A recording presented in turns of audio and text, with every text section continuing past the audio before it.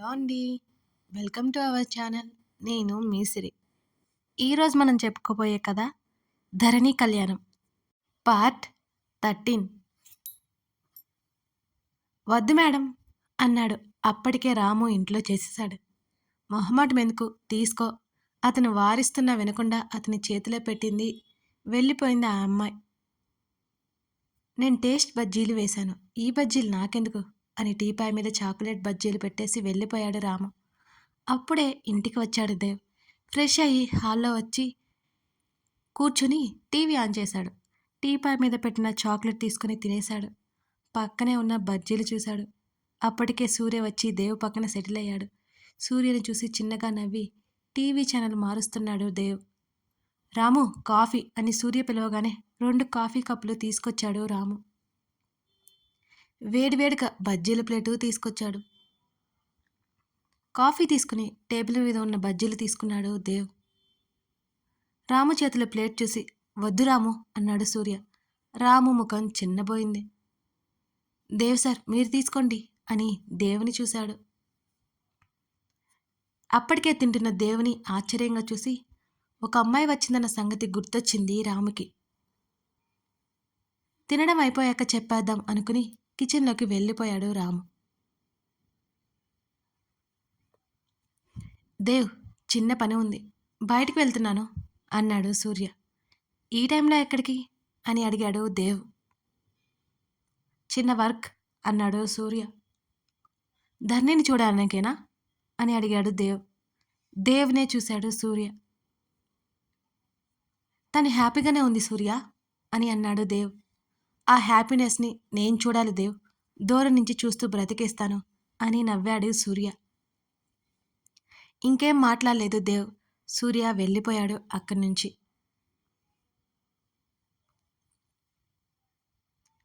గగన్ కోసం తనే స్వయంగా వంట చేసింది ధరణి.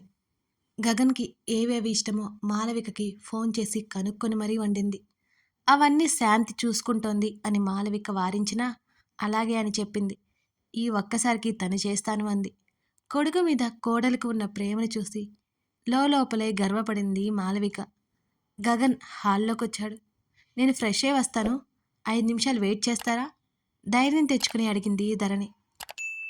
ష్యూర్ అంటూ టీవీ పెట్టాడు. హాలీవుడ్ మూవీస్ పెట్టాడు. అన్ని యాక్షన్ మూవీస్ వస్తున్నాయి. స్నానం చేసి లేత వంగ పువ్వు రంగు చీర మీద గులాబీ రంగు పెద్ద పెద్ద పువ్వులు ఉన్న చీర కట్టుకుంది ధరణి. బారు కురులు చక్కగా అల్లుకొని జడ వేసుకుంది.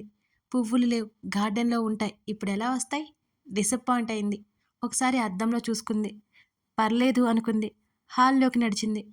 అలికిడికి తల తిప్పి చూసిన గగన్కి ధరణి కనిపించింది. ఆమె అలా నడిచి వస్తుంటే తల తిప్పాలి అనిపించలేదు అతనికి. గగన్ని చూసి చిరునవ్వు నవ్వి డైనింగ్ హాల్ వైపుకు నడిచింది ధరణి. గగన్ మాత్రం అక్కడే కూర్చున్నాడు. ఇంకా గగన్ రాకపోవడంతో సోఫా దగ్గరికి నడిచింది ధరణి. ఏవండి అని అంది చిన్నగా. అన్నాడతను తల తిప్పి చూస్తూ. డిన్నర్ అంది మళ్ళీ కంగారు పడిపోయింది ధరణి. లేచి ఆమె ముందు నిలబడి అడగాల్సినవన్నీ భలే అడుగుతావు, మళ్ళీ కంగారు దేనికి అని సన్నటి చిరునవ్వుతో కళ్ళు ఎగరేశాడు. ముఖం చిన్నబుచ్చుకుంది ధరణి. ఆమె నడుము చుట్టూ చేతిని వేసి దగ్గరికి లాక్కుని ఆమె చుబుకం ఎత్తి ధరణి కళ్ళల్లోకి చూశాడు గగన్.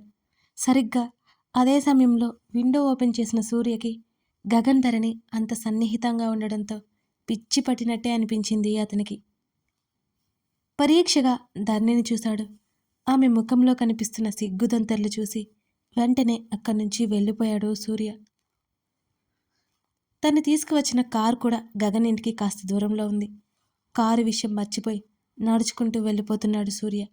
అతని నడక కొంత సమయం పాటు సాగిపోయింది. ఒక ప్రదేశంలో నడి రోడ్డు అని కూడా లేకుండా మోకాళ్ళ మీద కూలబడి తల పట్టుకొని అలాగే ఉండిపోయాడు సూర్య. అతనికి కన్నీళ్ళు ఆగట్లేదు. బాల్కనీలో నుంచి ఒక అమ్మాయి సూర్యని పరీక్షగా చూసింది. ఆమె పరీక్షగా చూశాక అర్థమైంది అక్కడ ఉన్నది సూర్య అని. అతని కళ్ళల్లో నీళ్లు దీపపు కాంతుల నడుమ తలుక్కున మెరుస్తున్నాయి.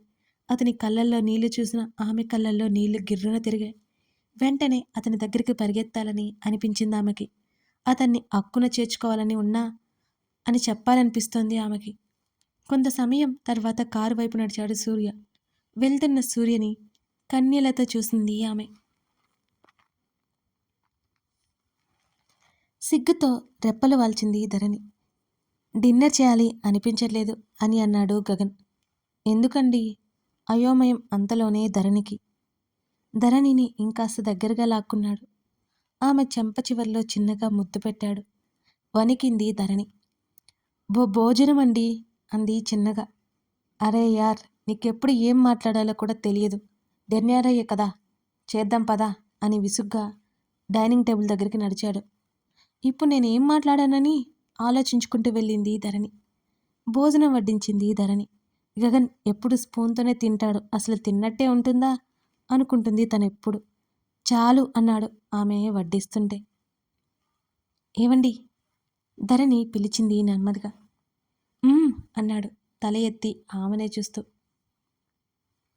నేను నేను మీకు అంటూ తడబడింది. లాగ్ చేయకుండా విషయం ఏంటో చెప్పు, ముందు టెన్షన్ పడడం ఆపు అన్నాడు అతను. ఏమీ లేదు, తినండి అంది వద్దు అనుకుని.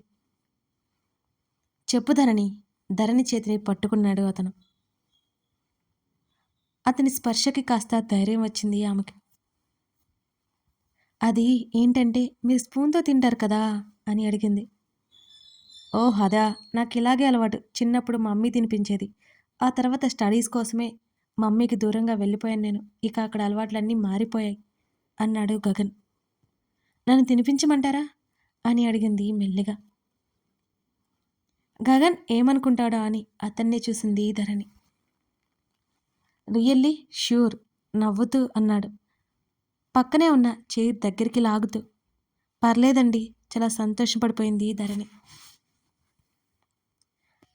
ఆమె కలిపి పెడుతుంటే మాట్లాడకుండా తిన్నాడు అతను. వద్దు అంటున్నా బ్రతిమాలి పెట్టింది. నైట్ రైస్ అయితే హెవీ అవుతుంది అన్నాడు అతను.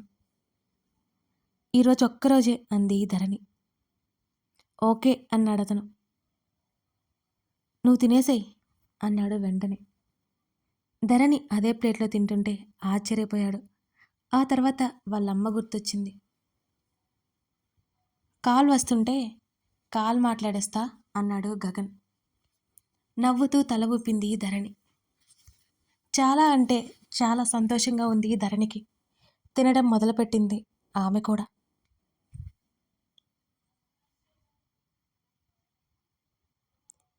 గగన్.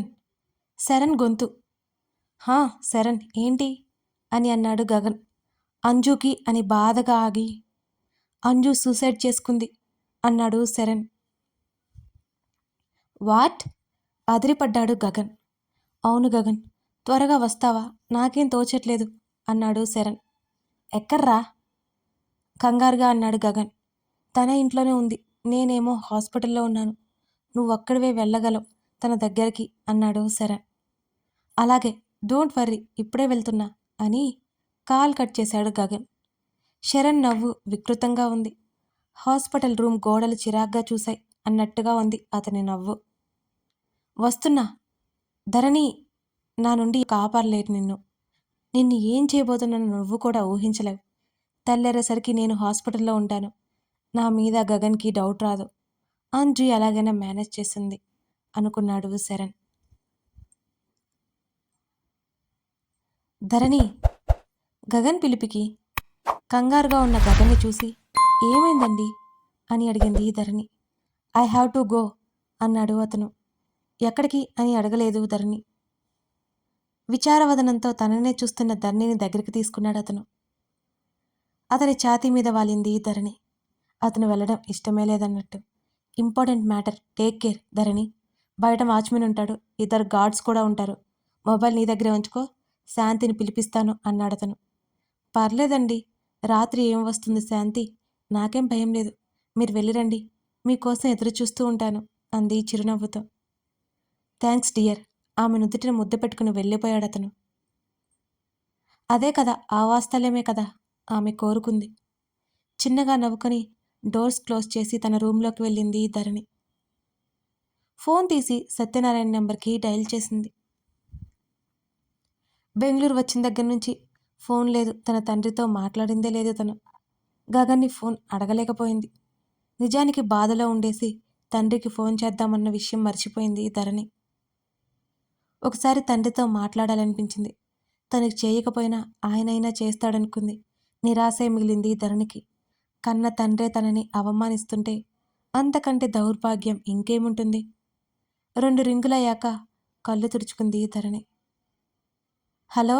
ఎవరు? అటువైపు నుంచి సత్యనారాయణ. హలో నాన్నా అంది తండ్రి గొంతు విన్న సంతోషంతో ధరణి. నువ్వా? చెప్పు అన్నాడాయన. ఎలా ఉన్నారు నాన్న? అని అంది కన్నెలతో.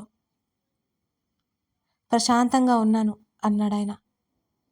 తను లేదు, అందుకే ప్రశాంతంగా ఉన్నానని తన తండ్రి ఇండైరెక్ట్గా చెబుతుంటే బాధతో మాటలు రాలేదు ధరణికి. నాన్నా అంది బాధగా. అక్కడ నా పరువు తీసేలా చెయ్యకు, బుద్ధిగా నడుచుకో. నువ్వు ఏదొక దిక్కుమాలిన పని చేస్తే ఈసారి నా ప్రాణాలు వదిలేసుకోవాలి అన్నాడాయన. నాన్న అలా అనకండి, మీకు మాట రానివ్వకుండా చూసుకుంటానంది సన్నగా వెక్కుతూ. చూసుకోవాలి, జాగ్రత్త మరోసారి హెచ్చరించి కాల్ కట్ చేశాడు సత్యనారాయణ. కళ్ళు మూసుకుందే కానీ నిద్ర పట్టలేదు ధరణికి. తండ్రి మాటలు గుర్తొస్తుంటే ఇంకా ఇంకా బాధ ఎక్కువవుతోంది. గగన్తో మాట్లాడాలి అనుకుని ఫోన్ చేతిలోకి తీసుకుంది. గగన్ నెంబర్ లేదే. ఆ విషయం గుర్తుకురాగానే ముఖం వేలాడదీసుకుని కూర్చుంది. మొదటి కంటే కాస్త మారిపోయాడు.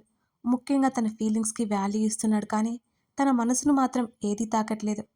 కేవలం అంటే కేవలం తనకి అనిపించినవే చేస్తాడు. గగన్తో ఎప్పుడు భయం లేకుండా మాట్లాడుతుందో, ఎప్పుడు అన్నిటినీ షేర్ చేసుకుంటుందో, ఎప్పుడు అలిగి కోప్పడుతుందో. భార్యాభర్తలు ఎంత అన్యోన్యంగా ఉంటారో. మరి వాళ్ళు? ఆలోచన నడుము నిద్రపోయింది. సమయం 12 గంటలు. వాచ్మెన్ కళ్ళు గప్పి ఇంట్లోకి వచ్చాడు ఒక వ్యక్తి. మెయిన్ డోర్ దగ్గర గార్డ్స్ ఉన్నారు. మెల్లిగా వారి వెనుకగా చేరి ముఖానికి మాస్క్ తగిలించుకొని వారిద్దరి మీద క్లోరోఫామ్ స్ప్రే చేశాడు. శరీరం ఆధీనం కోల్పోయి ఇద్దరూ నేల కొరిగారు. ఆ వ్యక్తి కన్నింగా నవ్వుకుంటూ ఇంటి లోపలికి ప్రవేశించాడు. అంజలి ఇంటికి వెళ్ళాడు గగన్. మెయిన్ డోర్ ఓపెన్ చేసే ఉంది. లోపలికి వెళ్ళాడు. గబగబా మెట్ల వైపు నడిచి అంజలి రూమ్ వైపు పరిగెత్తాడు. వణుకుతున్న చేతితో అంజలి రూమ్ డోర్ ఓపెన్ చేశాడు. తలుపు తెరుచుకోగానే గుప్పుమన్న సువాసనలు గగన్ని తాకాయి. ఒక్క క్షణం గగన్ శరీరానికి మత్తు ఆవహించినట్టయింది. లోపలికి అడుగుపెట్టాడు. ట్రాన్స్పరెంట్ శారీలో బెడ్ మీద పడుకుని ఉంది అంజలి. గగన్కి అంతా అయోమయంగా ఉంది. ఆమె పడుకున్న తీరు చూస్తే ఎవరూ ఆమెను చేరకుండా ఉండలేరు. ట్రాన్స్లో అంజలిని సమీపించాడు గగన్.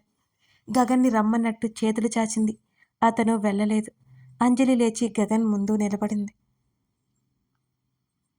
వాట్ ఈస్ దిస్ అన్నాడతను సీరియస్గా. అప్పటికే ఆమె అందాలతో ఊరిస్తోంది అతన్ని. I want you Gagan. అతని కళ్ళల్లోకి చూస్తూ అతని మెడ చుట్టూ చేతులు వేసింది అంజలి. గగన్కి ఎలా రియాక్ట్ అవ్వాలో అర్థం కాలేదు. అంజలి అతని శరీరాన్ని తాకుతూ ఉంటే కష్టంగా ఉంది అతనికి. అతని చేతులు ఆమె నడుము చుట్టూ ఆమె వేసుకుంది.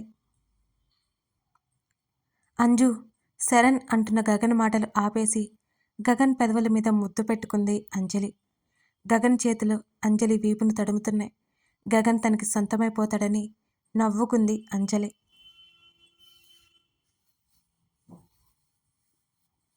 శరణ్ ధరణి ఉన్న గది ముందుకు నిలబడి కోపం ప్లస్ క్రూరత్వం కళ్ళల్లో నింపుకొని తలుపు తోశాడు.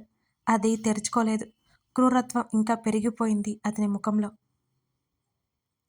తలుపు కొట్టాడు. అది తెరుచుకోలేదు. కోపం అణుచుకుంటూ మరో 2 సార్లు తలుపు తట్టాడు.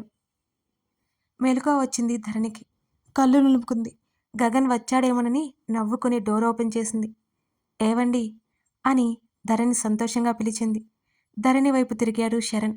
ఎదురుగా ఉన్న శరణ్ని చూసి భయంతో కంపించిపోయింది ధరణి. డోర్ క్లోజ్ చేద్దామనుకునే లోపు డోర్ నెట్టేసి లోపలికొచ్చాడు శరణ్. భయంతో ఆమె శరీరంలో వణుకు వచ్చేసింది. కళ్ళల్లో నీళ్లు కారిపోతున్నాయి. వెనక్కి వెనక్కి అడుగుల వేయసాగింది ధరణి.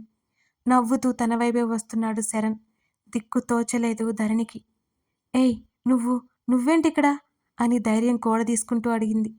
నీకోసమే అన్నాడు అతను. ఆయన్ని పిలుస్తాను, మర్యాదగా వెళ్ళిపో అంది శరణ్కి గగన్ అంటే ఉన్న భయం తెలుసుకుని ధరణి. ఆయన ఎవర ఆయన? మీ ఆయన లేడుగా, ఇక రాడుగా అని క్రూరంగా నవ్వాడు. బిక్క చచ్చిపోయింది ధరణి. శరణ్ కావాలనే గగన్ లేని సమయం వచ్చాడని అర్థమైంది ధరణికి. ఎలా తప్పించుకోవాలో కూడా తెలియలేదు. మూలకి వెళ్ళిపోయింది. నా దగ్గరికి రాకు అంది వేలు చూపిస్తూ వణుకుతూ. వస్తాను. నేను వచ్చిందే నిన్ను సొంతం చేసుకోవడానికి అని అన్నాడు శరణ్. ధరణి చీర పట్టుకుని లాగాడు. తను గట్టిగా చీరను పట్టుకుంది. ప్లీజ్, నేను నీ ఫ్రెండ్ భార్యని, నీకు చెల్లితో సమానం అంది ధరణి వేడుకోలుగా. అలాంటి రిలేషన్ నాకొద్దు. ఆమె చీరని లాగేశాడు. హృదయపు భాగాన్ని చేతులతో కప్పుకొని మరోవైపుకు పరిగెట్టింది ధరణి. ఆమె వెనుకే వెళ్ళాడు శరణ్. మెయిన్ డోర్ లాక్ చేశాడు. ధరణి వెళ్ళలేదు అనుకున్నాడతను. కథ కొనసాగుతోంది. ఈ కథ మీకు నచ్చినట్లయితే తప్పకుండా లైక్ చేసి మీ విలువైన అభిప్రాయాలు తెలపండి. అలాగే ఛానల్కి కొత్తగా వచ్చినట్లయితే సబ్స్క్రైబ్ చేసుకోవడం మర్చిపోకండి. నేను డైలీ 2 ఎపిసోడ్ ఇవ్వడానికి చాలా ట్రై చేస్తున్నానండి. Thank you for watching this video.